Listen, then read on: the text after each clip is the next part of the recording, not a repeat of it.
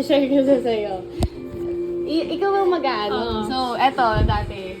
Di ba, nung nag-meet up kami, ganun mo lang. Hindi. Di ba yun eh, ganun. So, yan. Oo. Basta tila mo lang. Tapos ganun mo. Ah! Oh no!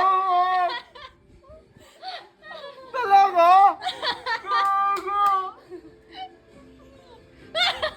What the fuck? Hello? Naiyo ka mo. Pinag-uusapan pa lang natin yun!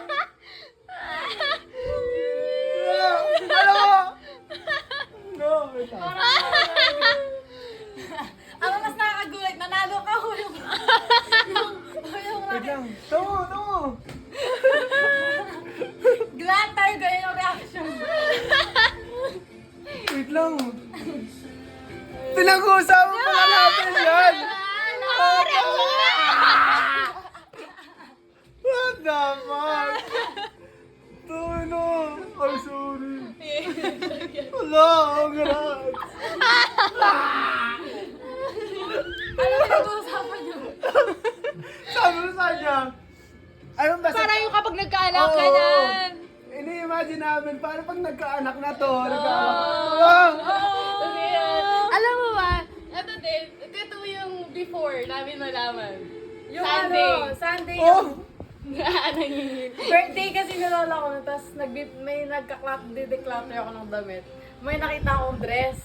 Na Hindi pa namin binili ko alam sa yan, Baguio. wala pa kaming alam. Binili ko sa Baguio, tapos sinuot ko yun. Tapos sabi ko, ay, bibigay ko na sa kanya. Sabi ko, ay, itong dress na to, sa'yo na lang. Kasi parang pangbuntis, sabi ko.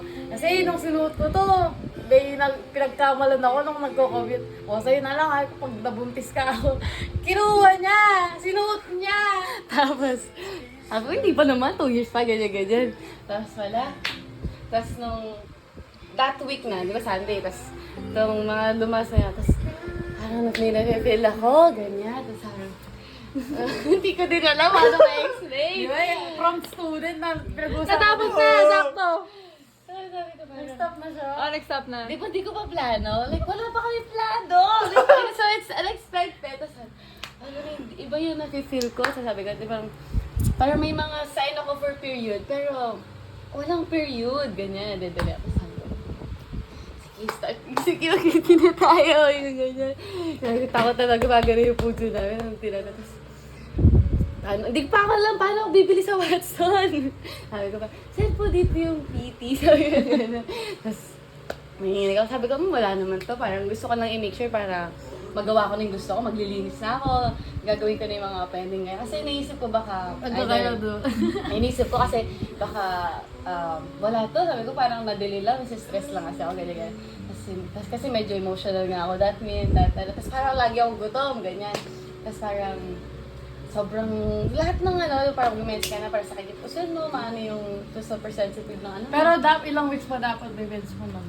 Ano na, March, dapat, that week na, dapat nag-mens na ako.